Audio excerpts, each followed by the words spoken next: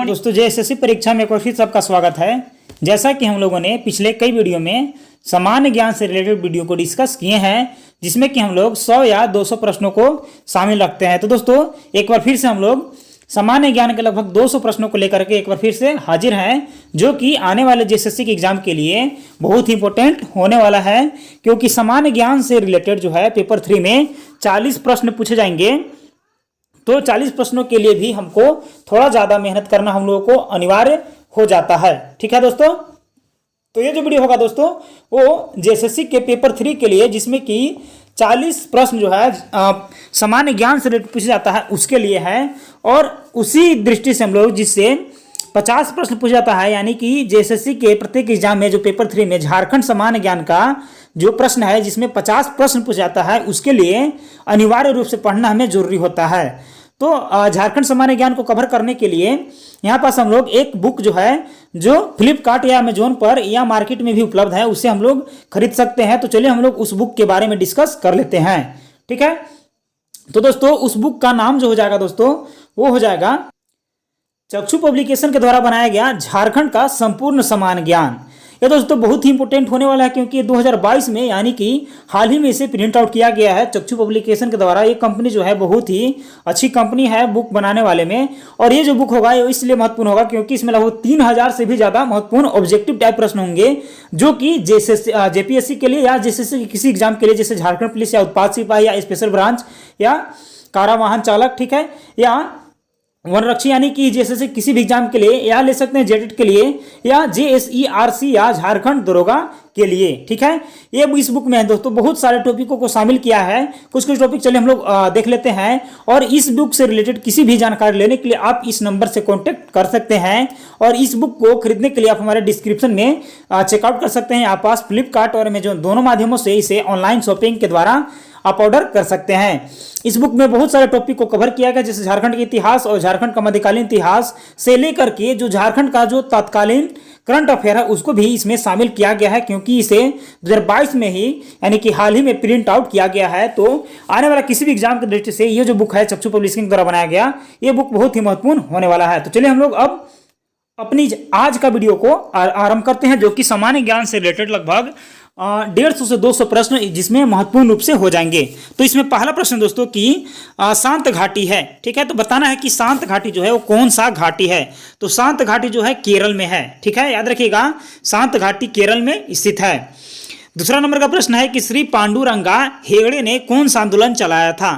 तो पांडुरंगा हेगड़े ने कौन सा आंदोलन चलाया था, तो एपिको आंदोलन। याद रखिएगा कि एपिको आंदोलन श्री पांडुरंगा हेगड़े ने चलाया था।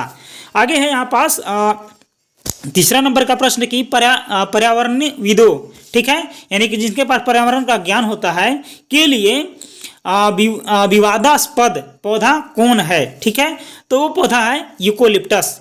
आगे है कि एक औसत पेड़ प्रतिदिन कितने व्यक्तियों के लिए प्राण वायु देता है, मतलब कितने व्यक्तियों को बचाने भर जो है वो वायु प्रदान करता है वातावरण में। तो 36 व्यक्तियों को बचाने भर जो है ऑक्सीजन प्रदान करता है वायुमंडल में। ठीक है, आगे यहाँ पास नेक्स्ट प्रश्न की पूर्ण विकसित एक वृक्ष प्रति वर्ष कितने टन कार्बन डाइऑक्साइड अवशोषित करता है। तो बताना है कि कितने टन कार्बन डाइऑक्साइड अवशोषित करता है। तो 12 टन कार्बन डाइऑक्साइड जो है अवशोषित करता है। ठीक है, चलिए आगे बढ़ते हैं हम लोग नेक्स्ट प्रश्न की ओर। तो अगला प्रश्न है कि किन वनों को पृथ्वी के फेफड़े कहा जाता है। ये बताना है कि किन वनों को पृथ्वी के फेफड़े के रूप में कहा जाता है। तो दोस्तों भूमध्यरेखीय को पृथ्वी के फेफड़ा के रूप में कहा जाता है। याद रखिएगा, भूमध्यरेखीय को पृथ्वी के फेफड़े के रूप में कहा जाता है, क्योंकि भूमध्यरेखीय वाला जितने भी वन होते हैं वो जो है कार्बन डाइऑक्साइड को शोषित करके ऑक्सीजन वायुमंडल में फैलाते हैं, जिसके लिए बहुत ही उपयोगी होता है। क्योंकि एक व्यक्ति से लगभग 36 व्यक्तियों का प्राण वायु बचने वाला जो है ऑक्सीजन प्रदान करता है प्रत्येक पेड़। आगे है कि जरावा वन्य जीव जाति जो है निवासी है। तो कहाँ का निवासी है बताना है। तो अंडमान निकोबार का जो है जरावा एक वन्य जाति निवासी है। आगे बढ़ते हैं नेक्स्ट प्रश्न की ओर। राष्ट्रीय वन नीति के अनुसार कितने क्षेत्र में वन होने चाहिए। बताना है कि कितने क्षेत्र में जो है वन होना चाहिए दोस्तों। तो 33% भाग में वन होना चाहिए, अगर राष्ट्रीय नीति के अनुसार यदि हम लोग डिस्कस करेंगे तब। ठीक है, आगे यहाँ पास की आयुर्वेद में किस पौधा को पर्यावरण प्रदूषण का सूचक कहा जाता है। तो पर्यावरण प्रदूषण का सूचक किसे कहा जाता है। तो तुलसी को कहा जाता है। ठीक है, मतलब तुलसी बताता है कि वायुमंडल में कितना प्रदूषण हो रखा है या नहीं हो रखा है। ठीक है, आगे है कि भारत की औसत वार्षिक वर्षा बताना है। तो भारत की औसत वार्षिक वर्षा जो है 117 सेंटीमीटर है, और झारखंड की औसत वार्षिक वर्षा कितना है, तो 125 सेंटीमीटर झारखंड का है, और ऑल ओवर भारत का 117 सेंटीमीटर है। आगे है नेक्स्ट प्रश्न की टिहरी बांध परियोजना है। तो बताना है दोस्तों कि टिहरी बांध परियोजना किस राज्य में है, तो उत्तर प्रदेश राज्य में टिहरी बांध परियोजना जो है स्थापित है। ठीक है, आगे है कि पृथ्वी के कितने प्रतिशत भाग पर जल है, तो पृथ्वी के लगभग 71% भाग पर क्या है दोस्तों, तो जल है। चलिए आगे है कि भारत का वह कौन सा खनिज है जिससे भारत समृद्ध है, मतलब भारत में वो ज्यादातर रूप में पाया जाता है। तो टाइटेनियम जो है दोस्तों भारत में समृद्ध रूप से पाया जाता है दिए गए ऑप्शनों में से। ठीक है, यदि हम लोग इन चारों की बात करेंगे तो टाइटेनियम जो है वो भारत में इन सभी से ज्यादा पाया जाता है। चलिए आगे बढ़ते हैं। विश्व की कोयले की सबसे मोटी परत कहाँ है, तो विश्व की कोयले की सबसे मोटी परत जो है मध्य प्रदेश स्टेट में है। हालांकि जो है कोयला उत्पादन में झारखंड जो है अव्वल नंबर पर होने वाला है। वर्तमान में ऐसे बात करेंगे कुछ साल पहले का, तो छत्तीसगढ़ कोयला उत्पादन में पहले था, और झारखंड जो है यहाँ पास कोयला भंडारण में नंबर 1 पर है। आगे है कि खनिज ईंधन का उदाहरण नहीं है, तो खनिज ईंधन का उदाहरण कौन नहीं है, तो प्लेटिनम जो है खनिज ईंधन का उदाहरण नहीं है, बाकी सारे के सारे खनिज ईंधन का उदाहरण में शामिल हैं। भारत का वह खनिज जिसमें भारत समृद्ध नहीं है, बताना है कि भारत का वह खनिज जिसमें भारत ही समृद्ध नहीं है तो कौन है, तो मोलिब्डियम जो है, मोलिब्डिनम जो है वो भारत में समृद्ध रूप से नहीं पाया जाता है। और अब्रक जो है भारत में सबसे ज़्यादा जो है झारखंड में पाया जाता है। याद रखिएगा, अब्रक सबसे ज़्यादा झारखंड में गिरिडीह और कोडरमा जिले में पाया जाता है। इस अब्रक के वैरायटी को रूबी वैरायटी कहा जाता है। चलिए आगे बढ़ते हैं कि प्रकृति पर आर्थिक डकैती है।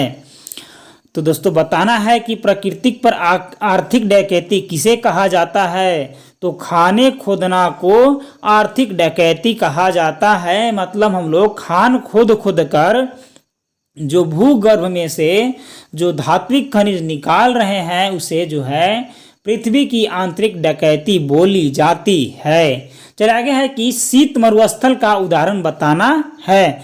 तो शीत मरुस्थल का जो उदाहरण हो जाएगा वो हो जाएगा इनमें से कोई नहीं, यानी कि सहारा भी नहीं है, कालाहारी भी नहीं है, गोबी भी नहीं है, यानी कि इनमें से कोई नहीं। आगे है भूस्खलन से सर्वाधिक प्रभावित राज्य है।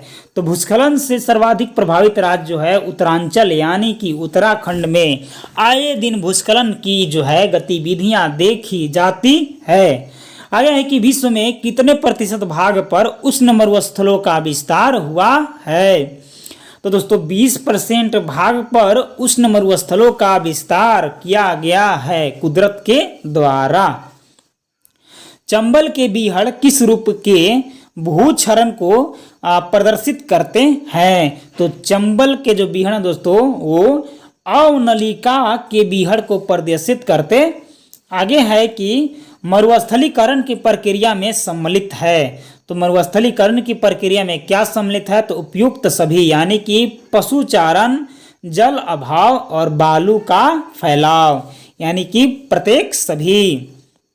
आगे है कि रीडी जेनेरियो सम्मेलन किस सन में हुआ। तो रेडियो सम्मेलन जो है दोस्तों वो 1992 में किया गया था। आगे है कि रियो डी जेनेरियो किस देश की राजधानी है। तो रियो डी जेनेरियो ब्राजील की राजधानी है, याद रखिएगा ब्राजील। आगे है कि राष्ट्रीय पर्यावरण इंजीनियरिंग शोध संस्थान कहाँ अवस्थित है। तो ये जो संस्थान है ये नागपुर में संबंधित है, याद रखिएगा। पर्यावरण इंजीनियरिंग शोध संस्थान कहाँ है संस्थान, तो नागपुर में है। मानव अंगों में से कौन एक हानिकारक विकिरणों से सर्वाधिक दुष्प्रभावित होता है। तो कौन दुष्प्रभावित होता है हानिकारक विकिरण से, तो त्वचा बाहर है तो त्वचा को ही क्या होगा, नुकसान ज्यादा झेलना पड़ेगा।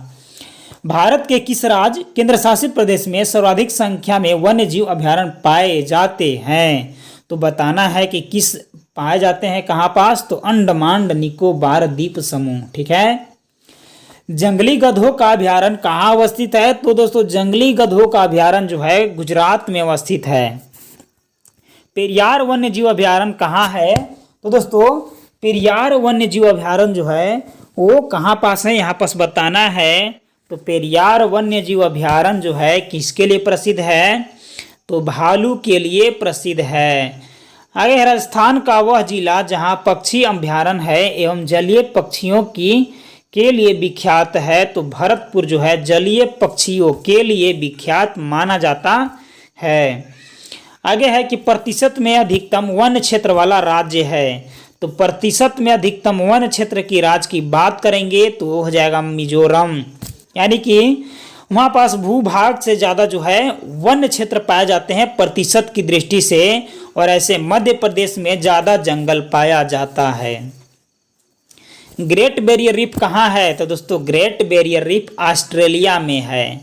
निम्न में से कौन सा व्याघ्र अभ्यारण्य है, तो यहाँ पास बांधवगढ़ का अभ्यारण्य जो है व्याघ्र अभ्यारण्य है। निम्न में से कौन सा व्याघ्र अभ्यारण्य नहीं है, तो बताना है कि कौन सा जो है व्याघ्र अभ्यारण्य नहीं है। तो ऑप्शन जो करेक्ट हो जाएगा वो हो जाएगा डाचीगम का अभ्यारण्य जो है व्याघ्र अभ्यारण्य नहीं है।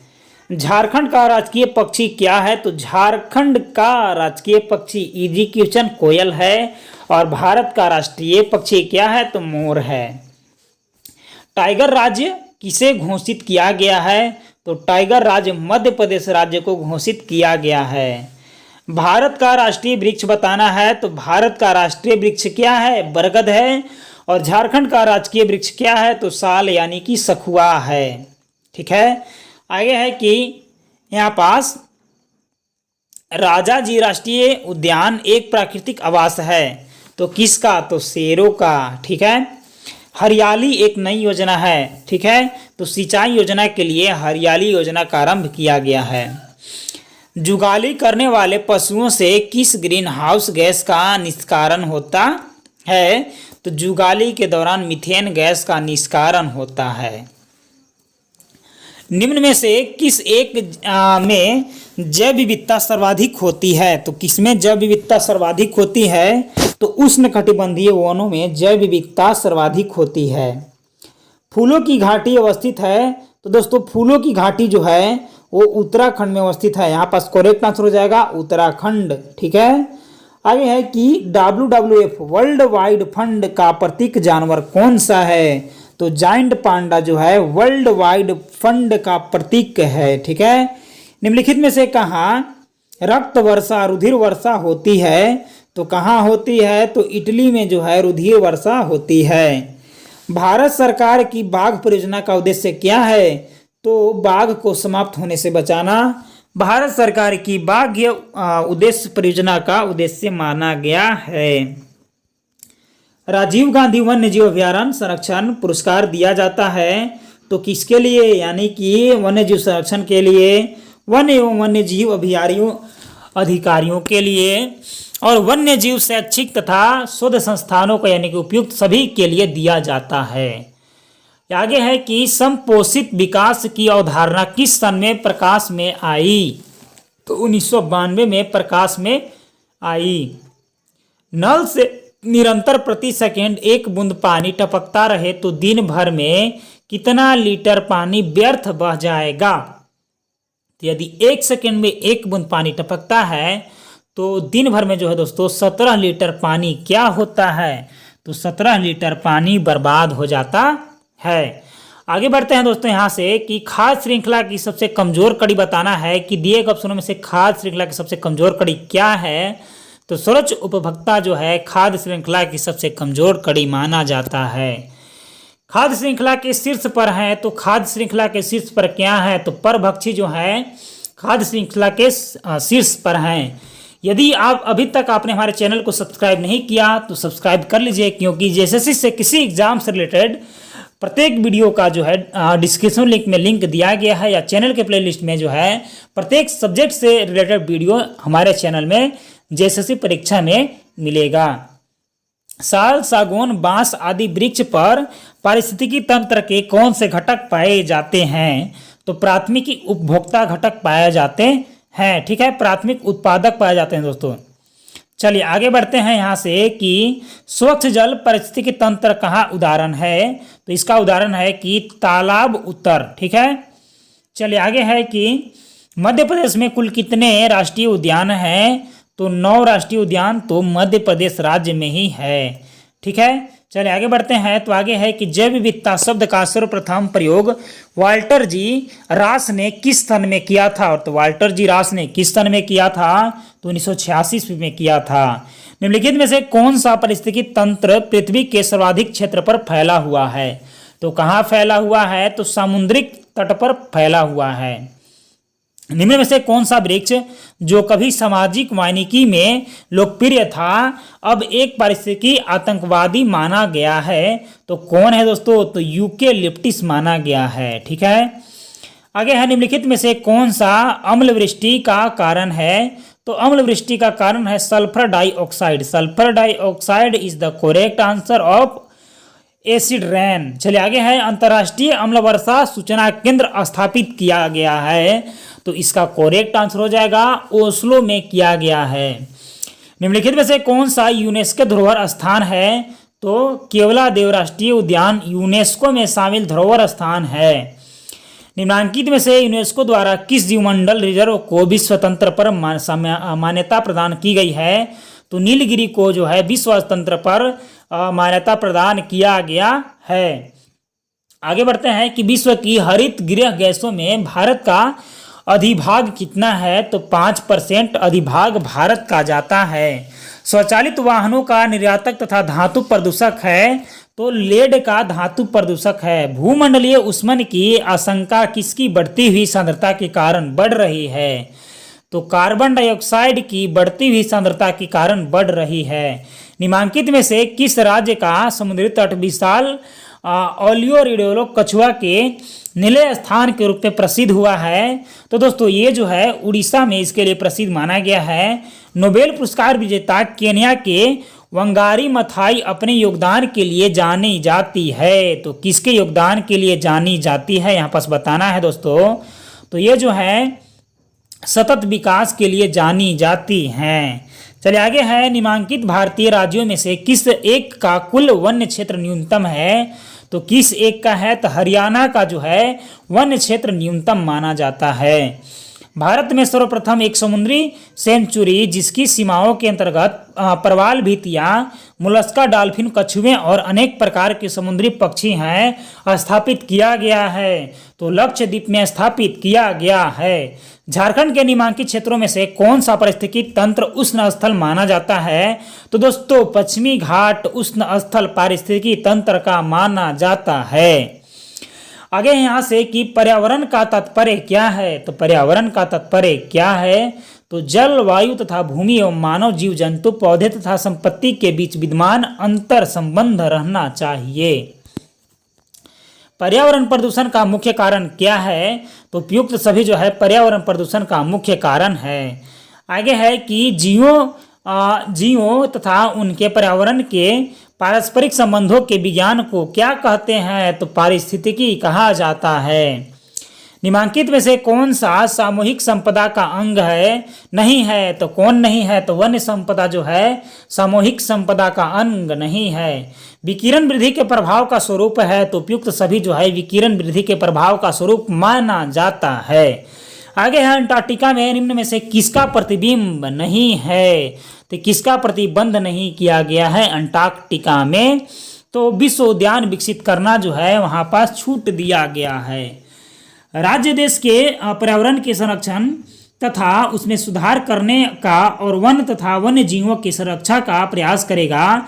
यह उपलब्ध संबंधी है, किसके साथ संबंधित है, तो नीति निर्देशक तत्व यानी कि राज्य के DPSP directive principle of state policy से रिलेटेड रखा गया है।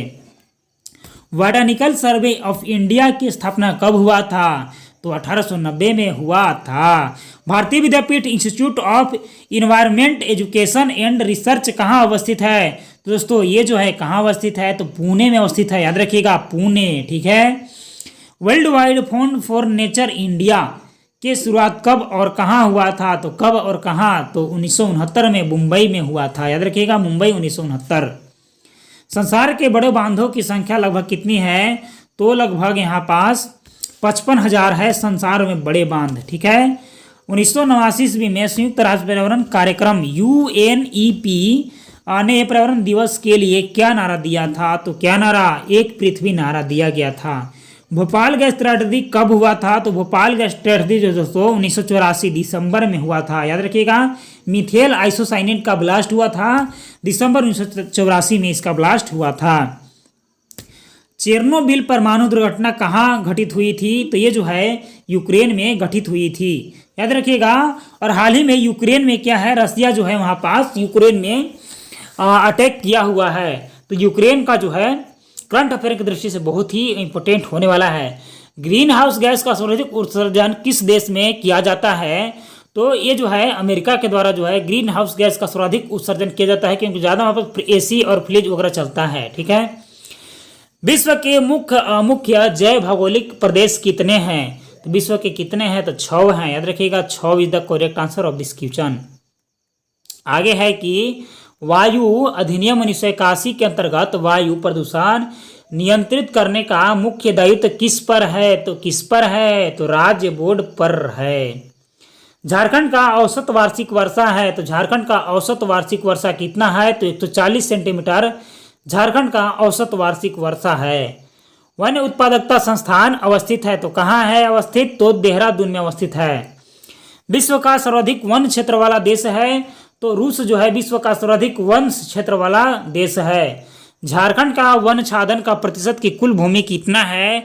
तो कुल भूमि का 29.61% वन आच्छादित है। भारतीय प्राकृतिक राल एवं गोंद अनुसंधान संस्थान अवस्थित है। तो कहाँ है? तो रांची में अवस्थित है। आगे है कि भारत किस प्राणी भौगोलिक प्रदेश में है? तो कहाँ है? तो ओरिएंटल में है। भारत को कितने जैव भौगोलिक प्रदेश में वर्गीकृत किया गया है? तो 71 जैव भौगोलिक प्रदेश में 7 में किया गया है। चलिए आगे है कि ग्रहों का तापमान यहाँ पास बताना है कि निर्धारित होता है। तो ग्रहों का जो है तापमान जो है कितना निर्धारित होता है? तो दोस्तों कार्बन डाइऑक्साइड की सांद्रता पर ग्रहों का तापमान निर्धारित होता है। सर्वाधिक 51% प्रदूषण होता है। तो कहाँ? परिवहन से होता है। नासा रिपोर्ट के अनुसार भारत के किस प्रांत में सर्वाधिक प्रदूषण है? तो बिहार में सर्वाधिक प्रदूषण है। भारत का वह कौन सा प्रांत है जहां तुलनात्मक कारखाने कम किंतु प्रदूषण अधिक है? तो कहाँ है? तो मध्य प्रदेश में कारखाने अधिक नहीं है लेकिन प्रदूषण ज़्यादा है। जल के भौगोलिक प्रदूषण के कौन सा तत्व नहीं है? तो pH मान नहीं है। वाहित मल जल होता है तो संदूषित प्रदूषित होता है। जल में फ्लोराइड की अधिकता कौन सा रोग उत्पन्न करता है? तो दोस्तों श्वसन संबंधित रोग जो है फ्लोराइड की अधिकता होने से उत्पन्न होता है। चलिए आगे बढ़ते हैं दोस्तों। मृदा की उर्वरता बढ़ाने वाले सूक्ष्म जीवों जो है किससे नष्ट हो जाते हैं? तो सिंचाई से नष्ट हो जाते हैं। निरंतर एक जैसी फसलों के उत्पादन से दुष्परिणाम होती है। तो क्या दुष्परिणाम होती है? तो मृदा अपरदन होने लगता है। निम्नलिखित में से कौन सी क्रिया से भूमि संसाधन का उन्नयन होता है? तो खनन से उन्नयन होता है। अत्यधिक सिंचाई से मृदा की कौन सी समस्या जन्म लेती है? तो जल जो है यहाँ पास समस्या जो है उत्पन्न होती है। और नलिका अपरदन के श्रेय उदाहरण चंबल के बीहड़ किस प्रांत में है? तो किस प्रांत में है? तो मध्य प्रदेश में है। समुद्र में प्रदूषण का प्रमुख कारण होता है तो परमाणु परीक्षण होता है।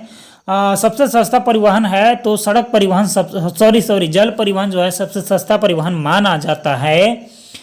आगे है कि भारत में सर्वाधिक प्रदूषण खाड़ी है तो कौन है? तो महिम खाड़ी सबसे सर्वाधिक है प्रदूषित। भारतीय समुद्री तट रेखा है तो भारतीय समुद्र तट रेखा 5100 किलोमीटर का है। थल की तुलना में पृथ्वी जल क्षेत्र कितना गुना अधिक है? तो कितना गुना अधिक है बताना है। तो लगभग 2.5 गुना अधिक माना जाता है। यद्यपि पर्यावरण की प्रकृति परिवर्तनशील है परंतु अपवाद स्वरूप निम्नलिखित किस स्थल पर पर्यावरण स्थिर पाया जाता है? तो बताना है। इसका करेक्ट आंसर हो जाएगा 3 यानी कि महासागरीय गहरे तर्गों का। ठीक है। आगे है परमाणु कचरा को ठिकाने लगाने वाले उपयुक्त स्थल है। तो मरुस्थलीय प्रदेश जो है उपयुक्त स्थल है। आगे है कि 1988 में पोखरण परमाणु परीक्षण कौन सा बम जो है इस्तेमाल किया गया था? तो परमाणु बम का उसमें परीक्षण किया गया था। न्यून सक्रियता वाले अपशिष्ट गैस कौन कौन है? तो प्लास्टिक है। विद्युत तापग्रहों के निकट प्रमुख पर्यावरणीय समस्या है, तो कौन सी समस्या जो है निकट परिवर्तन होता है? तो विद्युत की अधिकता जो है उत्पन्न होता है। 1 पौंड यूरेनियम दहन से इतनी शक्ति मिलती है जितनी कि कोयला दहन से मिलती है, तो 25 लाख टन के लगभग आसपास मिलती है। सर्वप्रथम सन 1953 में नवेली ताप विद्युत गृह किस प्रांत में स्थापित किया गया था? तो तमिलनाडु में स्थापित किया गया था। 3R में एक कौन सा शब्द जो है प्रयुक्त नहीं होता है दिए गए अवसरों में से? तो दिए गए अवसरों में से जो है दोस्तों वो रिप्रोड्यूसन नहीं होता है, बाकी रिड्यूस होता है, रीयूज होता है और रिसाइकल होता है। घरेलू अपशिष्ट का कितने प्रतिशत पुनः उपयोग में लाया जा सकता है? तो 25% जो है पुनः उपयोग में लाया जा सकता है। विश्व की कितने प्रतिशत भूमि में भारत के पास जो है संरक्षित रूप से है? तो 2.4% जो है विश्व की कुल भूमि में भारत का प्रतिशत उतना होता है। अपशिष्ट प्रबंधन के तकनीकी का उपायों में सम्मिलित नहीं होता है, तो बताना है कि नहीं है। तो दहन करके ये शामिल नहीं है। टीवी स्क्रीन से कम कितनी दूरी पर बैठना चाहिए? तो कम से कम 150 सेंटीमीटर जो है उतना दूरी पर बैठना ही चाहिए। भारत में प्रति वर्ष कितने करोड़ लोग जो है विभिन्न आपदाओं से प्रभावित होते हैं? तो 25 करोड़ लोग जो है विभिन्न आपदाओं से जो है होते हैं प्रभावित। ओजोन परत पाई जाती है, तो ओजोन परत आयन मंडल में पाया जाता है। ठीक है, चलिए आगे बढ़ते हैं दोस्तों। तो इसके आगे है यहाँ से कि सूर्य के प्रकाश में कौन सा रंग नहीं होता है? तो कौन सा रंग नहीं होता है? तो सफेद रंग नहीं होता है। हरित गृह प्रभावी के कारण पृथ्वी का तापमान रहता है, तो कितना रहता है? 15 डिग्री सेल्सियस रहता है। इसके आगे बढ़ते हैं हम लोग। तो आगे है कि पर्यावरण सुरक्षा अधिनियम 1986 त्याग किया गया था। तो क्या त्याग किया गया था? 19 नवंबर से त्याग किया गया था। पर्यावरण सुरक्षा अधिनियम 1976 ईस्वी में कौन सा संशोधन किया गया था? तो 42वां संशोधन किया गया था। आगे है HIV से वर्तमान समय में सर्वाधिक संक्रमण होने वाला देश है, तो अफ्रीका महाद्वीप देश जो है सर्वाधिक संक्रमण होने वाला देश है। वर्तमान समय में विश्व की जनसंख्या प्रतिशत वर्ष कितनी बढ़ गई है? तो लगभग 8.6 करोड़ बढ़ गई है। आगे है कि दुनिया में सर्वाधिक एड्स रोग 51 लाख है, तो कहाँ है? तो भारत में है। पर्यावरण शिक्षा के लिए अंतर्राष्ट्रीय संस्थान निम्नलिखित में से कौन सा है? तो IEEP जो है। पर्यावरण अध्ययन विविध विवशीय प्रकृति का विषय क्योंकि यह कई विषयों से संबंधित है। पारिस्थितिकी तंत्र शब्द का सर्वप्रथम प्रयोग किया गया था, तो टेंसले ने किया था पारिस्थितिकी तंत्र का सर्वप्रथम प्रयोग। वायु प्रदूषण का मुख्य कारण है, तो दोस्तों वायु प्रदूषण का जो मुख्य कारण हो जाएगा वो हो जाएगा वाहनों एवं कारखानों से निकलने वाला धुआं। जल प्रदूषण का मुख्य कारण हो जाएगा तो औद्योगिकों द्वारा जो है छोड़ा गया वाहित मल। आगे है कि सबसे खराब प्रदूषण है, तो सबसे खराब प्रदूषण है रेडियोधर्मी प्रदूषण। आगे है कि जैव विविधता से आप क्या समझते हैं? तो जैव विविधता से हम लोग जाति विविधता समझते हैं। जैव विविधता शब्द का सर्वप्रथम प्रयोग किया था, तो किसने किया था? तो वाल्टर जी रोसेन ने किया था। विश्व में जैव विविधता के संवेदनशील क्षेत्र कहाँ है?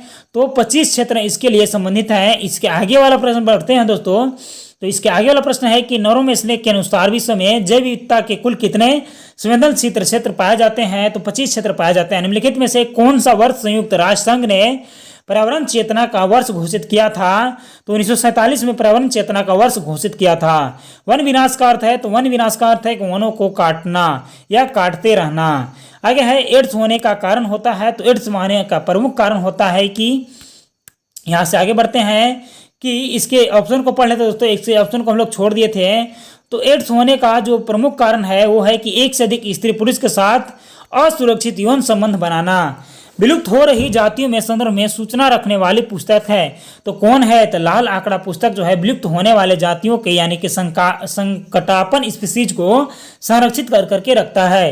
विभिन्न जातियों के विलुप्त होने का कारण क्या है? तो सभी यानी कि कृषि का फैलाव, औद्योगिकरण का फैलाव और नगरीकरण का विस्तार होने के कारण जो है विभिन्न जातियों का नष्ट होने लगा है। निम्नलिखित में से कौन सा जैविक कारण है? तो जैविक कारण क्या है? तो पौधा जो है जैविक कारण है। जन चेतना प्रसार का काम किया जाता है तो किसके लिए किया जाता है? सभी के लिए किया जाता है, यानी कि सरकार के द्वारा, गैर सरकारी संस्थान के द्वारा, शैक्षणिक संस्थान के द्वारा किया जाता है। आगे है, निम्नलिखित में से कौन सा जलवायु कारक है? तो जलवायु कारक क्या है? नाइट्रोजन जो है जलवायु कारक है। निम्नलिखित में से कौन सा स्वपोषी घटक है? तो स्वपोषी घटक कौन है? पादप जो है स्वपोषी घटक है। निम्नलिखित में से कौन सा भोजन उत्पन्न करने वाला सौर ऊर्जा का उपयोगी करता है? तो कौन जो है उपयोग करता है? पादप जो है सौर ऊर्जा का उत्पादन अपने भोजन बनाने के लिए किया जाता है, उस प्रक्रिया को प्रकाश संश्लेषण कहा जाता है। आगे है कि खाद्य श्रृंखला आरंभ होता है, तो खाद्य श्रृंखला कब आरंभ होता है? तो पौधे से खाद्य श्रृंखला आरंभ होता है। चलिए आज का इस वीडियो का आखिरी प्रश्न है कि शहरों में श्वसन संबंधी बीमारियों को बढ़ने का प्रमुख कारण क्या है? तो शहरों में श्वसन संबंधी बीमारियों का बढ़ने का प्रमुख कारण जो है धुआं है। यदि ये वीडियो अच्छा लगे तो कृपया अपने दोस्तों के साथ शेयर जरूर करें और लाइक जरूर करें। अभी तक हमारे चैनल को आप सब्सक्राइब नहीं किया है तो प्लीज करके सब्सक्राइब कर दीजिए। और जैसे कि एग्जाम से रिलेटेड किसी वीडियो चाहते हैं तो आप हमारे इस चैनल के प्ले लिस्ट में जा सकते हैं या इस वीडियो को डिस्क्रिप्शन में चेकआउट कर सकते हैं। मिलते हैं अगले वीडियो में, तब तक के लिए धन्यवाद।